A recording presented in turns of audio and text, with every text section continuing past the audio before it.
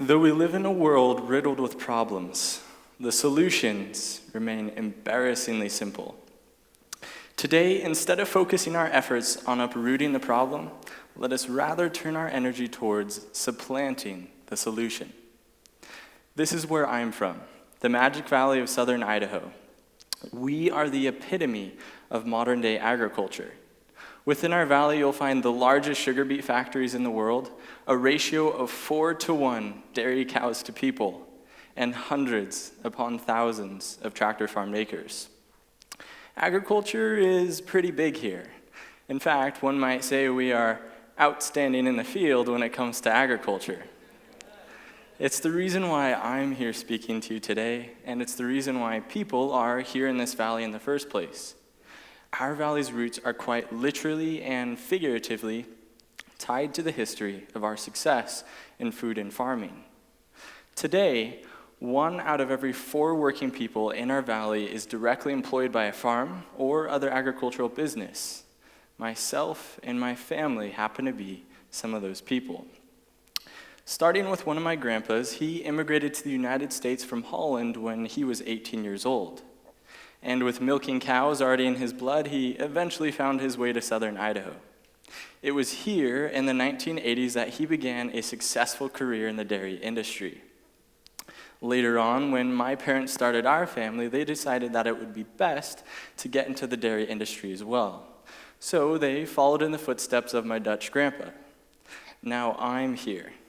I'm an adult, and I'm of age to follow in both of their footsteps. But I find myself at a bit of a crossroads. Here's the thing. I've been surrounded by farming for as long as I can remember.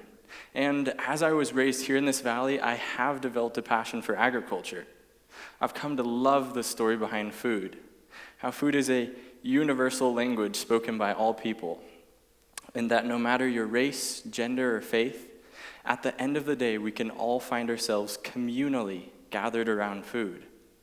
The reason I find myself at a crossroads is that I think our food and farming system is due for an upgrade, a restoration of what was once so commonplace, a purely local food and farming system, a communal sense and status of agriculture where people actually know the face behind their family's food.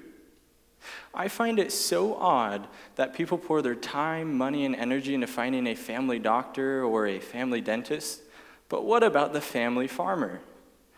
We don't go to the doctor or visit the dentist 3 times a day, but we do feed ourselves and our children 3 times a day. Our food's roots are the foundation to our family's health. So perhaps knowing the farmer behind that food is equally as important.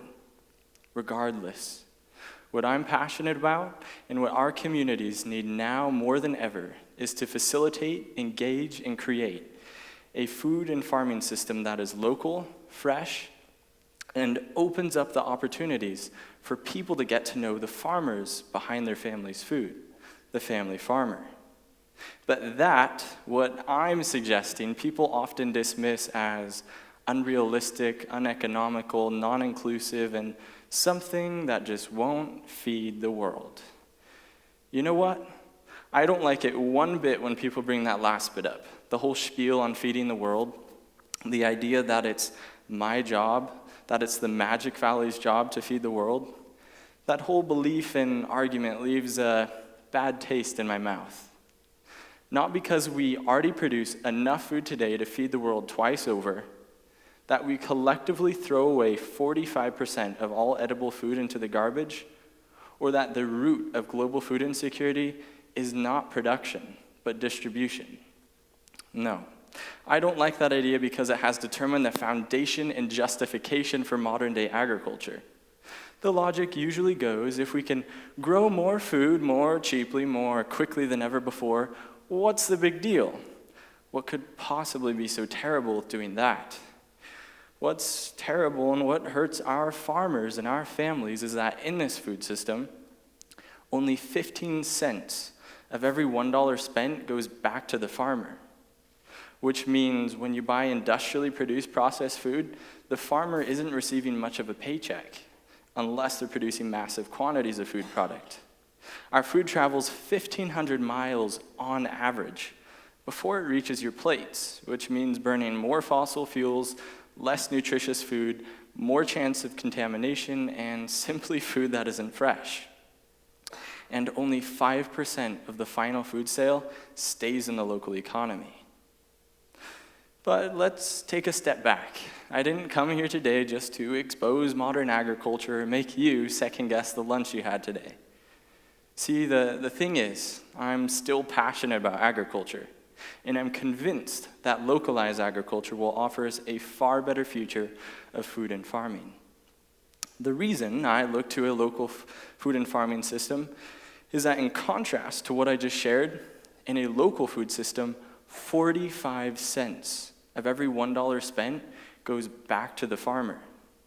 Our food travels 150 miles on average before it reaches our plate, and more than 40% of the final food sale stays in the local economy.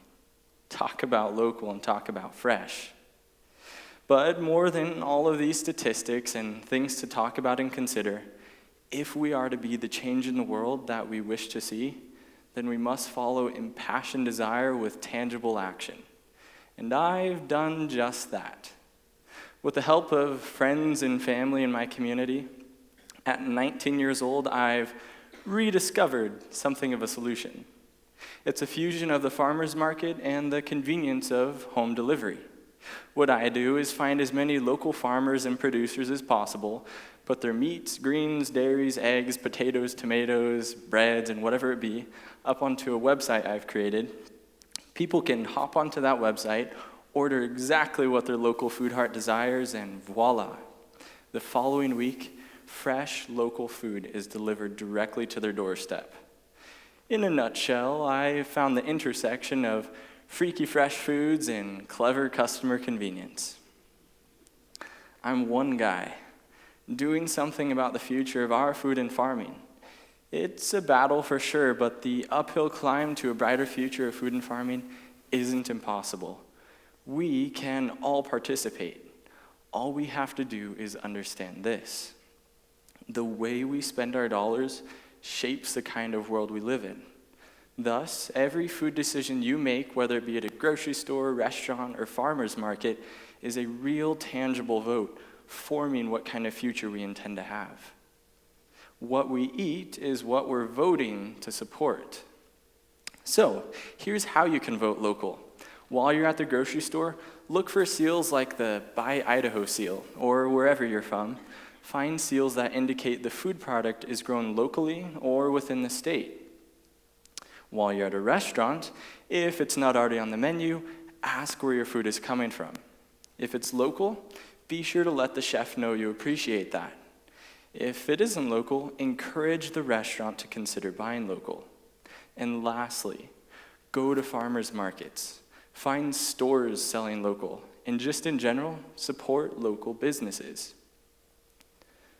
We can all participate in the path towards a brighter future of food and farming. It can be as simple as voting with your food choices to things as complex as starting a business to facilitate the movement of local food. It's up to us and our grassroots food votes to decide what the future of food will look like. We cannot allow our history to be written by corporations driven by greed or governments that lack thought of tomorrow. This isn't a matter of human nature either. We must fulfill the binomial nomenclature of wise man and wisen up. So walk away today empowered with the knowledge, the conscience, and the capacity to grassroots vote for our farmers, our families, and our food. Thank you. Thank you.